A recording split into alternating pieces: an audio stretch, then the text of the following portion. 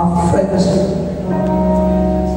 Sa karaan katungkol ng pinakadako, pinakataas na relasyon ni imo madawat sa ginumutuo ka, kung na kay magtuo, na mahirap lang kang higala sa Diyos. The Bible says it is accounted into Abraham as righteousness because he believed and he was called a friend of God. Lakot na pagkasto niya mag-iisunan sa karaan katungkol, tumutuo ka nila sa Ginoo, ang pinakataas na relasyon ni madawat ka niya, kutong lang yun ka sa paghigala sa Diyos. Ang panalunan ko'y gusto isay-say ka ni mong karong kami muna. Gusto kong masayon ka na wala ka kontento ang Diyos na kutong lang ka sa paghigala.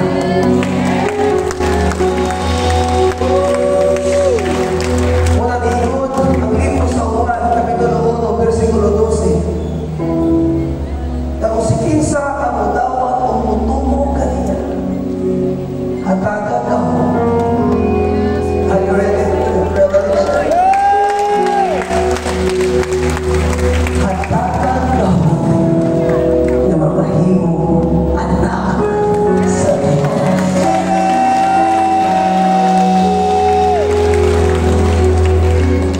Kamu ka, ang unang yung ipahinuta sa Ginoo, kung may balik ka nila sa Ginoo, ang imong yung posisyon din na niya.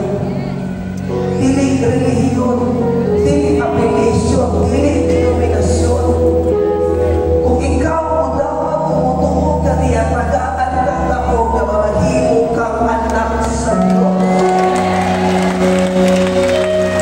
In other words, walang lahat na nag-iyak ka ni mo sa kalibutan. Walay ko sa kasimbahan, o sa kapundo, o sa kadenominasyon, o sa karelihiyon na nag-iyak ka nimo. Kaya kalawasan nimo na dapat tigsoon, ihatod ka nimo na mamahimo kang anak sa Diyos. Hindi na tingali ang ngayon ako palangkot na gano'n. Kung unsa kay importante nga mahimo kang anak sa Diyos. Ibutang na lang natin kung ikaw ang mahimong anak sa pinakakuyaw din sa man.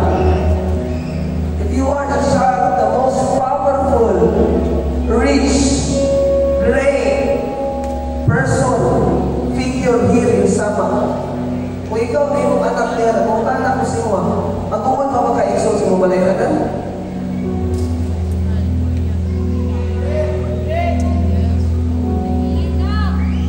Sa puta na dugay yung mga tubag na rin.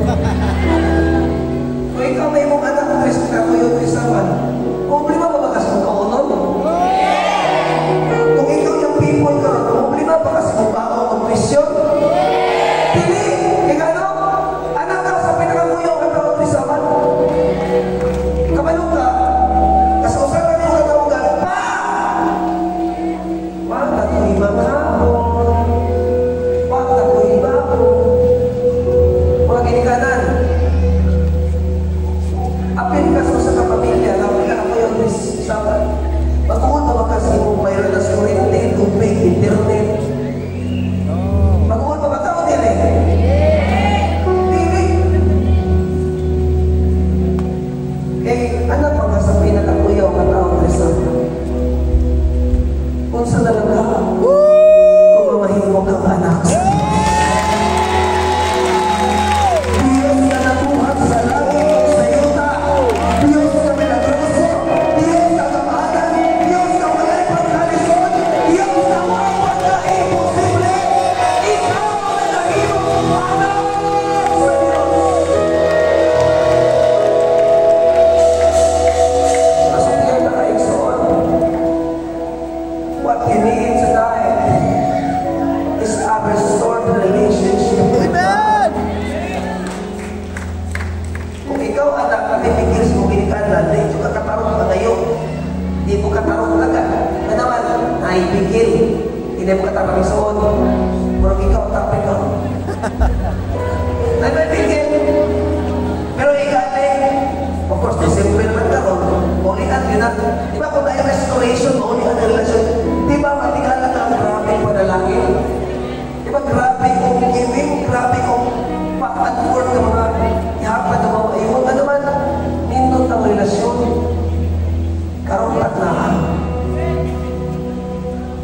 our last reason. Dili gusto mo ulit ang gamiunan ka ng imong relasyon sa Ginoo. Di masakto. Dili mo sugot igsoon na mo ulit. May nagkapagaw-pador, may kinatahay na rin. Ka ng imong kinabuhi, dili mapasikuling balik sa Diyos. Karong gamiunan, kaunian ka. Karong gamiunan, ayun ka. Karong gamiunan, ipasikuling sa balik sa Ginoo. Wala din mo kung gusto mag-asong ng gamiunan, isong nakamutan na naulian na. If ever lang, pasig na ay isa sa inyo na rin ang pagiging mong gidawat sa Isos sa imong kinabuhi. Isang ikaw lang na isa mag-iisunan, muli kayo magbalipayon. Amen! Pagkada ka pulo-pulobe, isang-isa lang ka mag-iisunan na mudawat nila sa pangalan ni Jesus. Hindi mo alam na ako yung magbayaw sa kaligitan. Ang tanan magbayaw.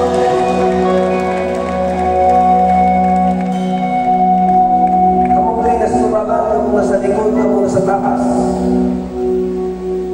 Namasin lang mo. Kasi wala pag-inay kayo relasyon sa Ginoo. Membro lang ang simbahan. Pero posible ikso na membro ng simbahan mo ang pag-relasyon sa Ginoo. Kamang kabiho na ato ng klaruhon. Okay ba ka-anak? Okay ba ka-anak mag-iksunan? Ato ng klaruhon pero kabiho na. Ikaw ka na kamang kabiho na mag-iksunan na nanghalang ng relasyon sa Ginoo. Gusto mo nga makampo para sa Ginoo. Okay na ba?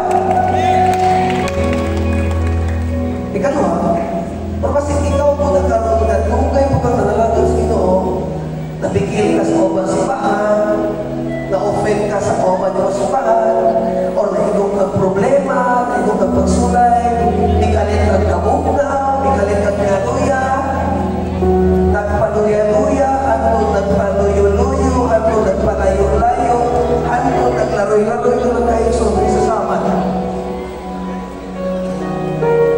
Yun at gusto mo ang kanimo na mapasigulit na balik na sa Ginoo. Ang bagong kinabuhi, wala na garantiya iksolto kaya doon ay bagong tumig. Ang bagong kinabuhi, nagikan kang Jesus. Ano sabi, if you are that person, karong gabi ko na nanginahanglan ng pasigulit na relasyon nila sa Ginoo, pwede ba naman pataas ang iyong kamot? Hallelujah. Kamot nila sa likod, kung mauhawos pagpataas yung kamot, nakakita ang Ginoo sa kasi ka. Tonight is the night when you start to release every pain, every heartbreaks, every bitterness.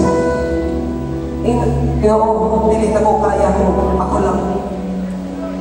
Kikinahanglan ka na ako sa kong kinabuhi.